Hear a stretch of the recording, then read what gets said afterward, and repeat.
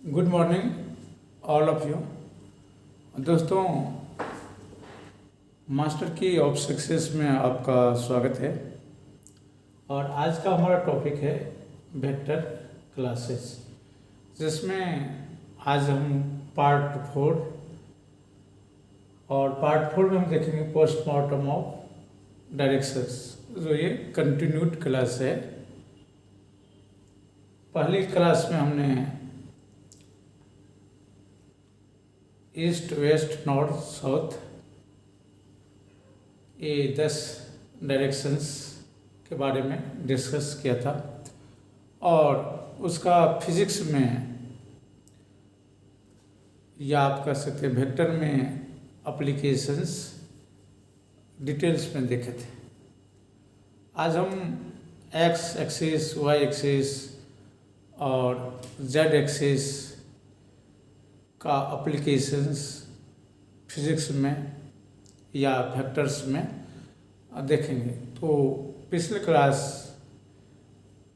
को आप हमारे यूट्यूब चैनल पे देख सकते हैं, और फिर भी मैं शॉर्ट में पिछले क्लास को रिव्यू कर देता हूँ। हम पिछले क्लास में देखे थे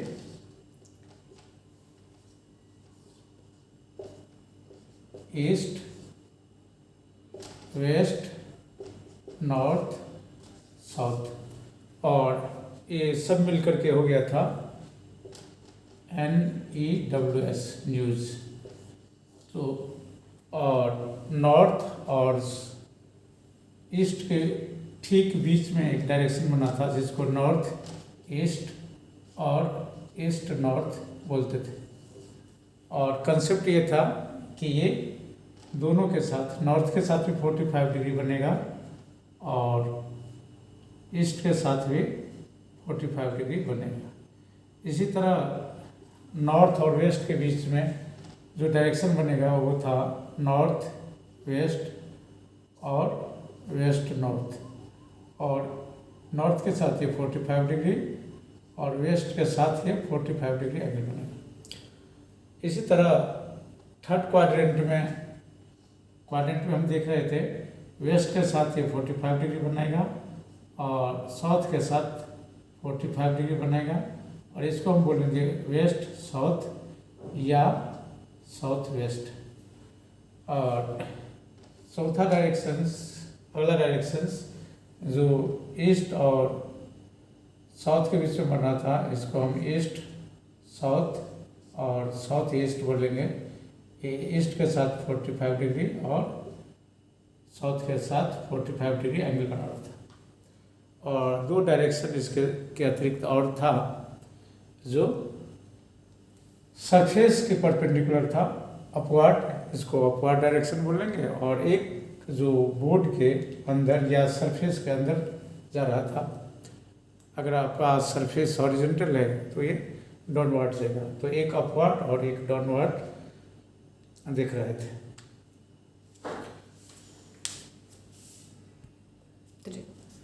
तो पिछले क्लास में जो इसमें इम्पोर्टेंट कंसेप्ट निकल के आया था वो ये था कि अगर कोई पार्टिकल उससे एज पड़ जाता है और वो ईस्ट के साथ 30 डिग्री एंगल बनाता है, तो इसको हम लैंग्वेज में बुक्स में कैसे लिखा होता है इसको समझना था। और हम देख रहे थे कि 4 स्टाइल है, 4 में से कौन सही है और कौन गलत है, इस पे हमने डिस्कस किया था। आप पिछले वीडियो में डिटेल से इसको देख पाएंगे, लेकिन कंसेप्ट मैं रिवाइंड कर दूँ। ये 30 degree north of east, 30 degree east of north, 60 degree north of east और 60 डिग्री ईस्ट ऑफ नॉर्थ, इनमें से कौन सा स्टेटमेंट करेक्ट है। तो इसके लिए मैंने कंसेप्ट बताया था कि जहाँ ऑफ लग जाए, अगर 2 डायरेक्शन दिया हो और अगर ऑफ लग जाए तो यहाँ ऑफ का मीनिंग होगा विथ, यहाँ विथ यूज करना है। और अगर एक एंगल दिया हुआ है तो इसका मतलब है कि दूसरा एंगल हमें पता है, ये हो जाएगा 60 डिग्री। तो पहला पहला ऑप्शंस में अगर जाएं तो ये नॉर्थ ईस्ट में तो ये जा रहा है, ये जोन नॉर्थ ईस्ट का है, नॉर्थ ईस्ट का जोन है, तो ये इस या ईस्ट नॉर्थ भी बोल सकते हैं। लेकिन नॉर्थ ऑफ ईस्ट या ईस्ट ऑफ नॉर्थ, इसमें कन्फ्यूजन रहता है। तो इस कन्फ्यूजन के लिए आपको याद रखना है कि 30 डिग्री एंगल किसके साथ बढ़ रहा है, ईस्ट के साथ 30 डिग्री, और आपको ऑफ ईस्ट जिसके पहले ऑफ रहेगा उसके साथ, तो ये करेक्ट है। ये 30 डिग्री है ऑफ नॉर्थ, ये कह रहा है कि 30 डिग्री नॉर्थ के साथ बन रहा है, तो आपका आंसर है नहीं, नॉर्थ के साथ तो 60 डिग्री बन रहा है, तो ये इनकरेक्ट हो जाएगा। ये बोल रहा है 60 degree north of east, means of के साथ, ऑफ ईस्ट के साथ क्या ये 60 डिग्री बना रहा है, आंसर है नो। अगला है 60 डिग्री ईस्ट ऑफ नॉर्थ, क्या नॉर्थ के साथ 60 बना रहा है, आपका जवाब है यस। तो इस टाइप से स्टेटमेंट आते हैं। अगर स्टेटमेंट दिया हुआ हो तो हम ग्राफ, और अगर ग्राफ दिया हो तो स्टेटमेंट को हम समझ पाते हैं इस कंसेप्ट से। और दूसरा, इस पर जो वर्टिकली अपवर्ड डायरेक्शन रहेगा उसको जनरली हम dot dot dot dot dot से दिखाते हैं, और ये अप हो जाएगा, और एक जो बिलो चल जाएगा उसको सॉलिड लाइन से बोलते हैं, इसको डॉटेड लाइन बोलते हैं, इसको सॉलिड लाइन बोलते हैं, तो ये चल जाएगा डाउनवर्ड। जनरली डाउनवर्ड को हम क्रॉस से इंडिकेट करते हैं और अपवर्ड को डॉट से इंडिकेट करते हैं। ये था पिछले क्लास का कंसेप्ट। अब हम आज के क्लास में चलते हैं। तो आज के टॉपिक में हम देखेंगे कि हम दो लाइन, एक हॉरिजॉन्टल लाइन और एक को कहते हैं वर्टिकल लाइन। हॉरिजॉन्टल लाइन में जो राइट साइड में है उसको एक्स एक्सिस, और लेफ्ट साइड में जो है वो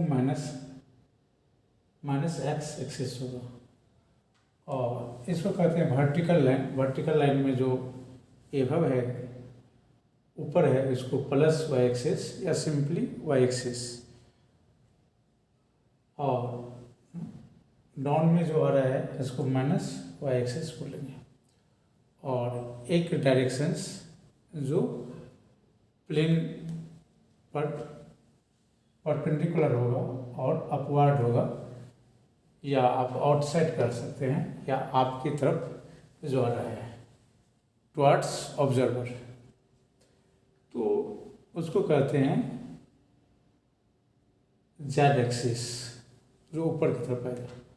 और एक जो परपेंडिकुलर होगा सरफेस के, और डाउनवर्ड चल जाएगा नीचे, means away from observer, observer से दूर जाएगा और परपेंडिकुलर होते हुए जाएगा। जितने भी एक्सिस है वो जनरली एक्स, वाई और जेड तीनों एक्सिस आपस में म्यूचुअली परपेंडिकुलर है। म्यूचुअली परपेंडिकुलर का मतलब होता है आपस में एक दूसरे के परपेंडिकुलर होता है। और इस तरह अगर हम एक प्लेन की बात करें तो प्लेन में 4 क्वाड्रेंट हो जाएगा। प्लस एक्स और प्लस वाई एक्सिस के बीच में first quadrant, plus Y axis और माइनस एक्स एक्सिस के बीच में second quadrant, minus X axis और माइनस वाई एक्सिस के बीच में थर्ड क्वाड्रेंट, और minus Y axis plus X axis के बीच में फोर्थ क्वाड्रेंट, और जहाँ एक्स एक्सिस, वाई एक्सिस और जेड एक्सिस एक दूसरे को काटेंगे उसको हम ओरिजिन बोलेंगे। तो ये ओरिजिन होगा। इसमें इम्पोर्टेंट कंसेप्ट ये है कि अगर हम एंटी क्लॉकवाइज मूव करें, मीन्स घड़ी की सुई जिस दिशा में घूमती है उसके अगर विपरीत हम घूमते हैं तो उसको कहते हैं एंटी क्लॉकवाइज। तो एंटी क्लॉकवाइज अगर हम मूव करें तो एंगल हमारा पॉजिटिव होगा, और क्लॉकवाइज अगर मूव करें घड़ी के सुई के दिशा में तो एक निगेटिव एंगल होगा। एक कंसेप्ट है।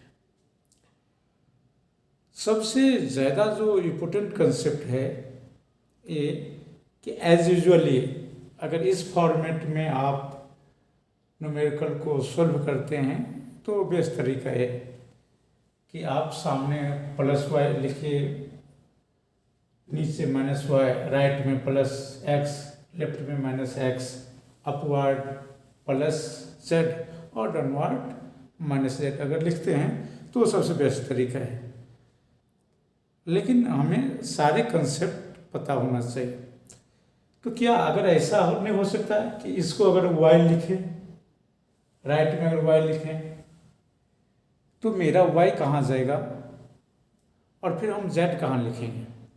एक कंसेप्ट है। हम अपने इच्छानुसार क्या इस पैटर्न को चेंज कर सकते हैं? यस। हम कई बार फिजिक्स का जब न्यूमेरिकल सॉल्व करते हैं तो इंक्लाइंड प्लेन को ही एक्स एक्सिस मान लेते हैं, इंक्लाइंड प्लेन को। उस केस में मेरा वाई कहाँ जाएगा, जेड कहाँ जाएगा, उसके लिए भी एक कंसेप्ट है। तो सारे कंसेप्ट को क्लियर करेंगे। अगला कंसेप्ट इससे आता है कि आपको दे देगा कि एक पार्टिकल प्लस एक्स में जा रहा है, एक पार्टिकल माइनस जेड में जा रहा है, दोनों के बीच में एंगल कितना है, या उसका रिजल्टेंट क्या होगा। तो सबसे पहले ये पता होना चाहिए कि अगर दो एक्सिस अलग अलग दिया हुआ है तो उनके बीच में एंगल हम कैसे निकालेंगे। और कंपटीशंस की दुनिया में सबसे ज़्यादा जो प्रॉब्लम होता है वो टाइम का। तो आपको क्विक आंसर आना चाहिए, ये नहीं कि हम रिकॉल करें, 2 मिनट तक रिकॉल करें, ड्रॉ करें, फिर देखें कि प्लस एक्स माइनस जेड के बीच में एंगल कितना होगा। अगर आप उतना टाइम लेते हैं तो फिर आप पीछे हो जाएंगे। आपके पास इस तरह का कंसेप्ट होना चाहिए, क्वेश्चंस देखें और आंसर ऑटोमेटिक आ गया। और कुछ लोग और मैक्सिमम लोग ये जानते हैं कि फिजिक्स में न्यूमेरिकल है, और लेकिन न्यूमेरिकल है, लेकिन मैं दावे के साथ बोल सकता हूँ कि अगर आपका कंसेप्ट क्लियर है तो 80% सवाल फिजिक्स में आप बिना कलम पकड़े हुए बना सकते हैं। लेकिन हाँ, सारे कंसेप्ट क्लियर होने चाहिए। तो इसके लिए हम देखते हैं कंसेप्ट्स और ट्रिक्स, ये दोनों आपको पता होना चाहिए। तो दोनों को हम देखते हैं। वेक्टर से क्लास को क्रैश कोर्स में 1 से 2 घंटे में ख़त्म किया जा सकता है, लेकिन इसे मैं मैक्सिमम 1 महीना क्लास लिया था मैं। लेकिन वो सारे बच्चे या तो प्रोफेसर बन गए हैं या इंजीनियरिंग कंप्लीट कर गए हैं। तो आपको अगर समझना है तो टाइम तो देना पड़ेगा। तो हम देखते हैं अगला कंसेप्ट।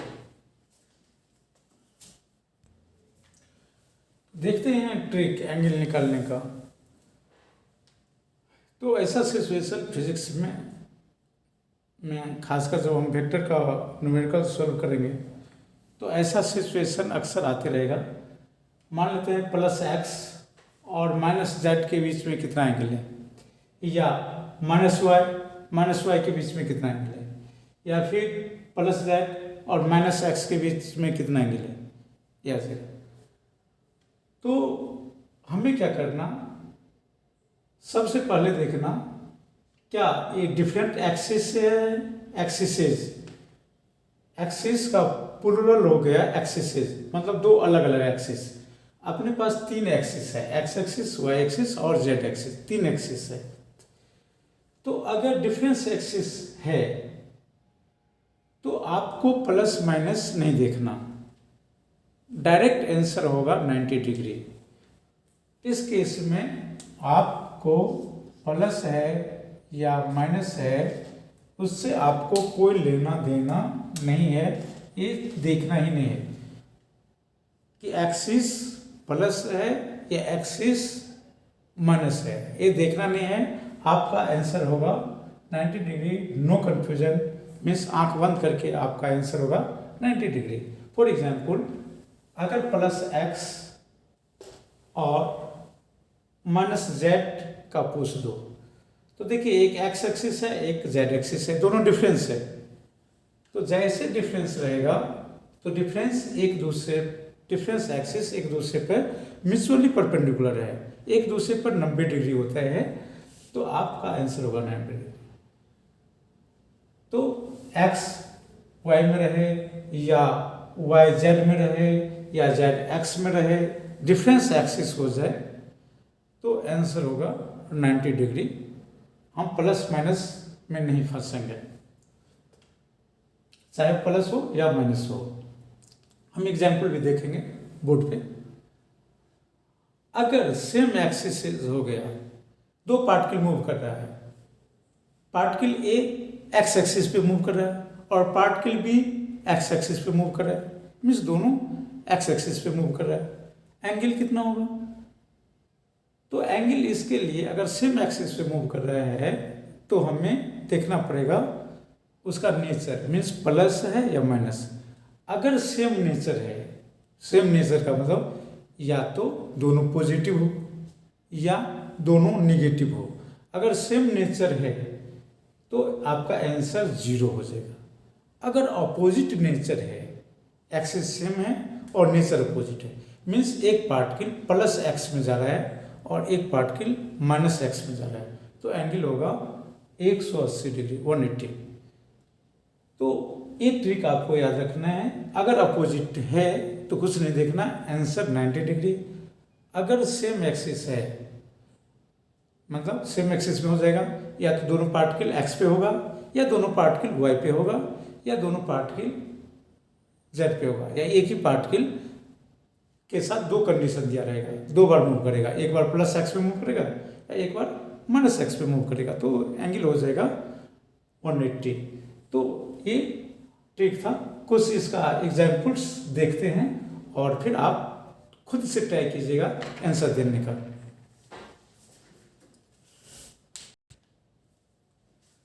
तो अब आपसे एक क्वेश्चन आप ट्राई कीजिए। Angle between plus Y axis and minus Z axis क्या होगा?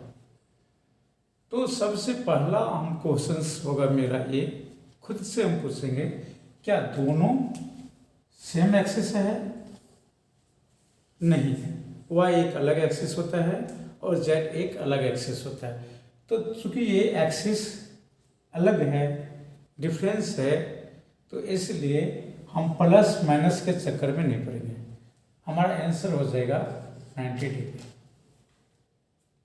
अब दूसरा सवाल, माइनस एक्स और प्लस जेड, क्या ये दोनों एक्सिस सेम एक्सिस है? नहीं, एक्स अलग एक्सिस होता है और जेड अलग एक्सिस होता है और दोनों म्यूचुअली परपेंडिकुलर होता है, इसलिए हम इनके प्लस और माइनस के चक्कर में नहीं पड़ेंगे, आंसर हो जाएगा 90 डिग्री।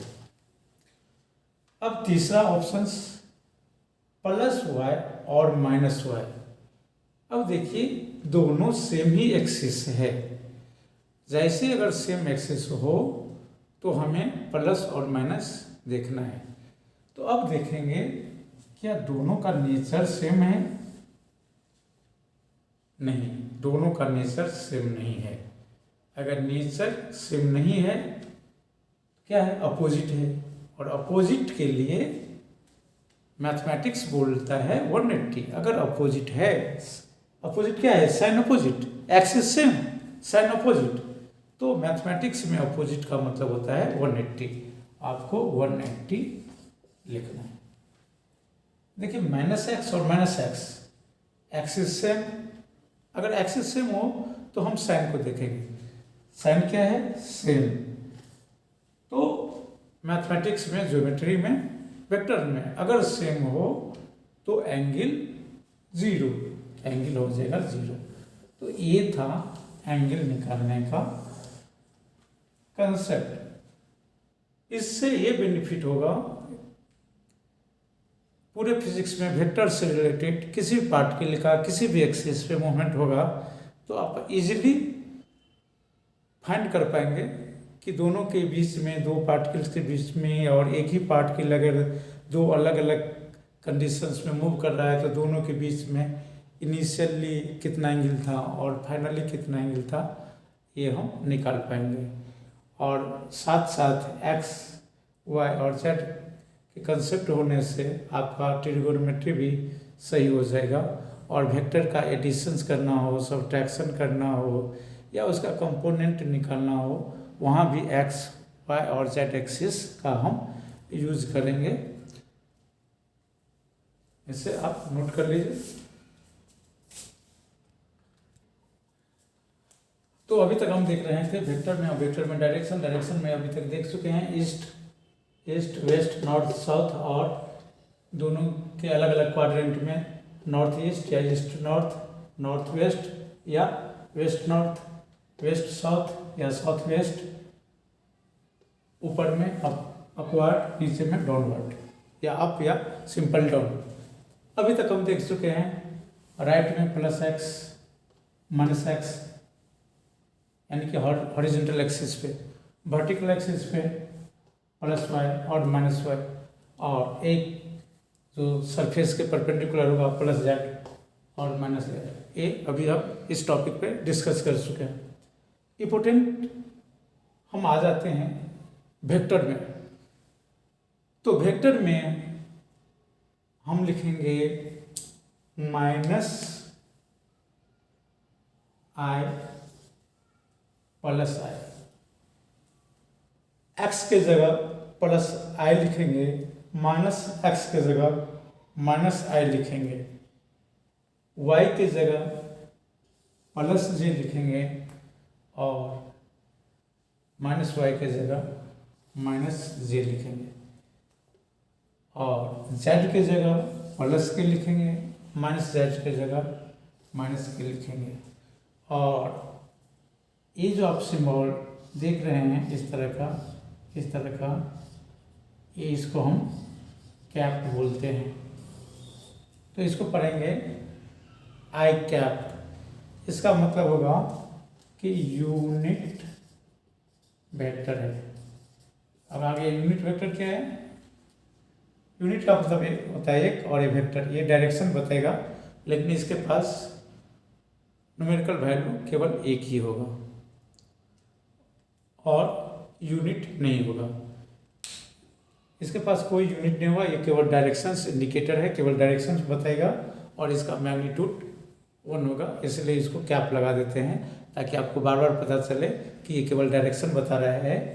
ईस्ट के जगह आई आ गया, -i, वेस्ट के जगह आ गया, नॉर्थ के जगह +j आ गया, साउथ के जगह -j आ गया, अप के जगह +k आ गया, और डाउन के जगह -k आ गया। तो i-j-k ये इम्पोर्टेंट डायरेक्शन है जिसे हम पूरे वेक्टर में, पूरे फिजिक्स में यूज करेंगे। तो अभी जो हमारा टॉपिक है हम इसी पे डिस्कस करेंगे, i, j और k पर। तो हम वेक्टर में देखेंगे +i ईस्ट या +x के जगह आ रहा है अभी, और -i वेस्ट और -x के जगह आया, +j नॉर्थ या +y के जगह आया, -j साउथ या फिर -y के जगह आया है। एक +k जो अप या प्लस जेड की जगह आया, और एक माइनस के जो डाउन और माइनस जे के तरह आया। तो वेक्टर में आई जे के प्लस या माइनस करके आएगा, और उस समय आपको एंगल्स निकालने का ज़रूरत पड़ेगा। और क्वेश्चन सेट करने वाले को पता होगा कि ये एंगल आपको ऑलरेडी पता है, इसलिए इन एक्सिस के बीच में एंगल नहीं दिया जाएगा जब एग्जैक्ट पार्टिकल एक्सिस पे हो। हाँ, एक्सिस के बीच में है 30 डिग्री है, 60 डिग्री है, 45 डिग्री है, 90 डिग्री है, तो एंगल आपको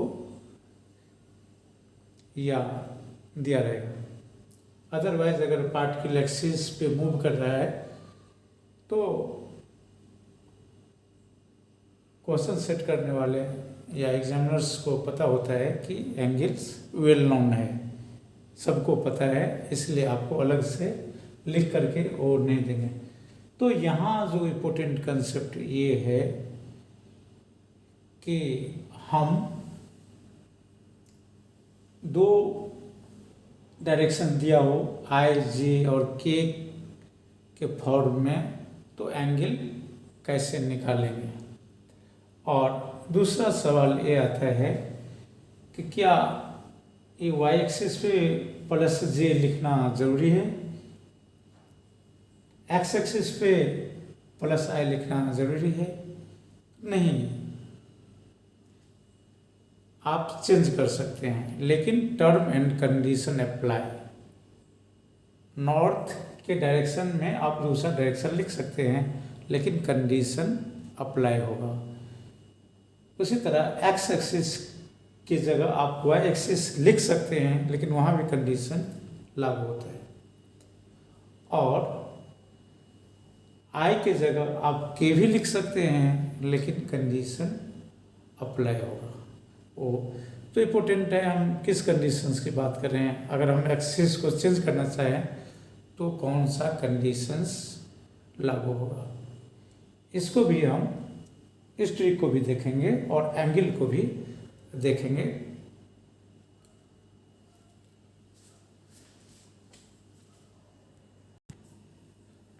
अब हम देखते हैं वेक्टर्स के जो एक्सिस है आई जे के, ये तीनों एक्सिस एक दूसरे पर म्यूचुअली परपेंडिकुलर होता है। म्यूचुअली परपेंडिकुलर का मतलब आपस में 90 डिग्री का एंगल बनाते हैं। और पूरे फिजिक्स में और पूरे वेक्टर में अलग अलग चैप्टर, फिजिकल क्वांटिटी भले ही अलग हो, लेकिन डायरेक्शंस हमेशा इन्हीं में से रहेगा। चाहे आप 11th में आप पढ़ रहे हो, चाहे 12th में, चाहे मेडिकल का तैयारी कर रहे हैं आप, चाहे इंजीनियरिंग का तैयारी कर रहे हैं, चाहे इंडिया में पढ़ रहे हैं, चाहे अमेरिका में पढ़ रहे हैं, फिजिकल क्वांटिटी कोई भी हो सकता है, चाहे वो डिस्प्लेसमेंट हो, चाहे फोर्स हो, चाहे एक्सेलरेशन हो,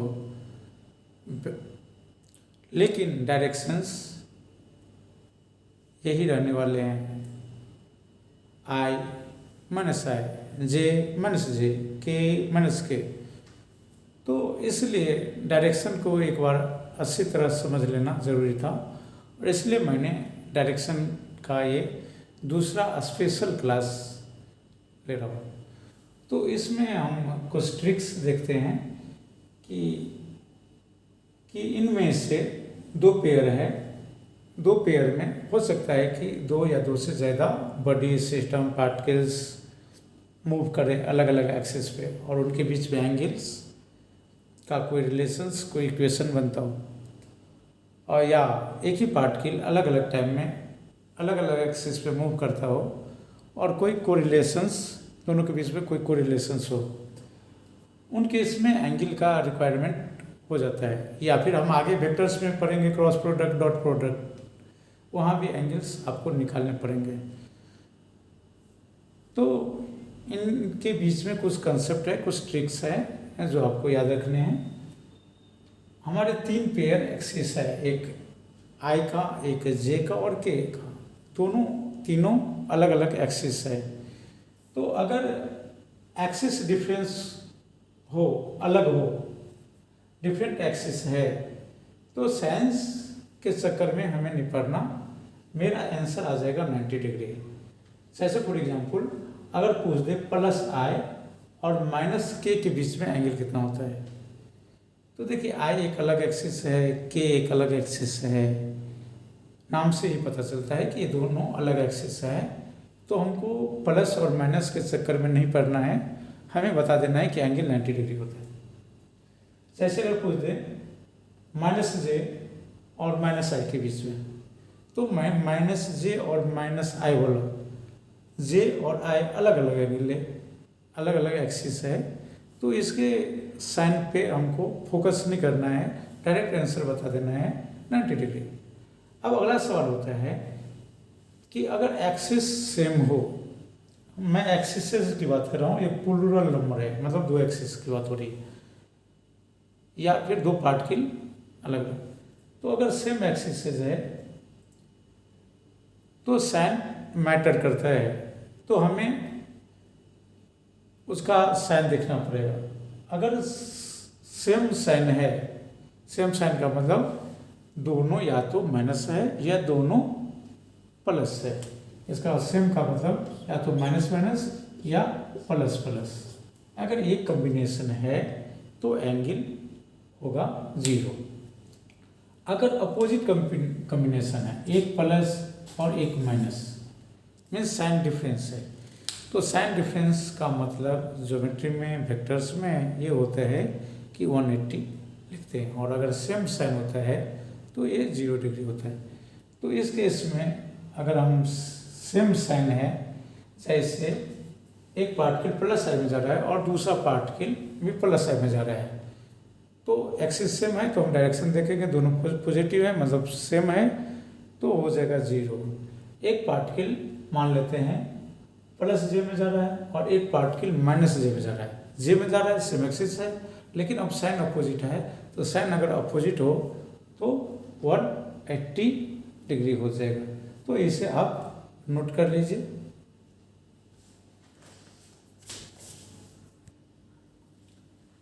अब अगला सवाल मैं तीनों में बोल रहा था, जब हम ईस्ट वेस्ट नॉर्थ साउथ की बात करें तो उसमें भी बोल रहे थे कि आप अपने साथ से एक्सिस के डायरेक्शन को बदल सकते हैं, न्यूमेरिकल पे कोई फर्क नहीं पड़ेगा।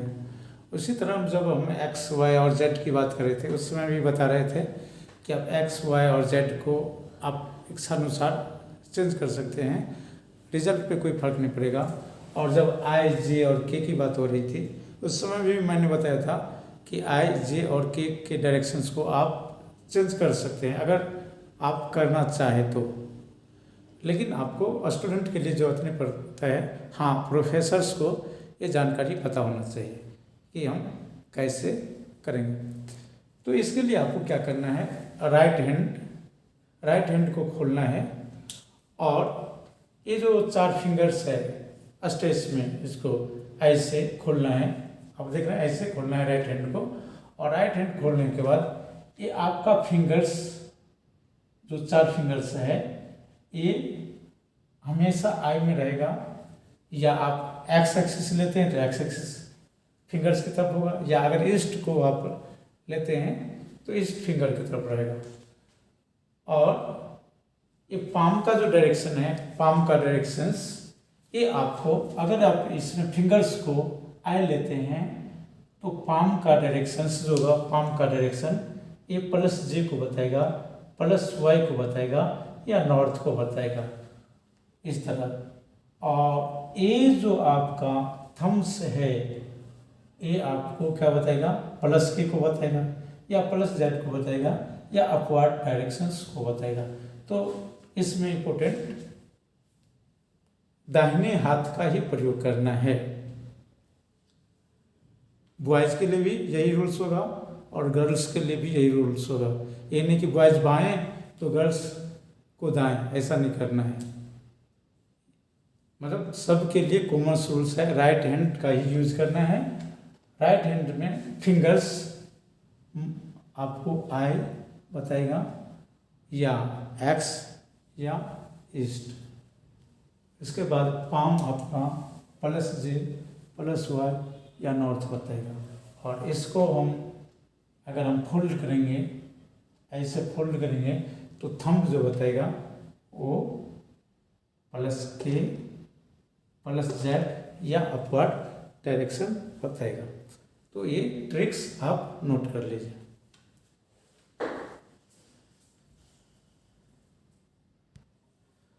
तो थैंक यू। अभी हम देख रहे थे postmortem of directions, means directions के अलग अलग कंसेप्ट को, ट्रिक्स को समझ रहे थे, जिसका यूज हम पूरे फिजिक्स में, पूरे वेक्टर्स में करते हैं। अगला जो हमारा क्लास होगा उसमें हम एंगल बिटवीन टू वेक्टर्स के बारे में स्टडी करेंगे। तो थैंक यू फॉर वॉचिंग। आपसे रिक्वेस्ट है कि हमारे चैनल मास्टर की ऑफ सक्सेस को लाइक कीजिए, सब्सक्राइब कीजिए और शेयर कीजिए उन बच्चों तक, उन स्टूडेंटों तक जिनका सपना डॉक्टर बनना है, इंजीनियर बनना है और वो किसी कारणवश अच्छे इंस्टीट्यूट में जा नहीं पाते हैं, अच्छे टीचर्स के पास पहुंच नहीं पाते हैं, तो उनको बेनिफिट मिले। आपके एक शेयर से हो सकता है कि किसी एक बच्चे का भविष्य बन जाए, तो उसमें आपका भी योगदान होना चाहिए। Thank you very much.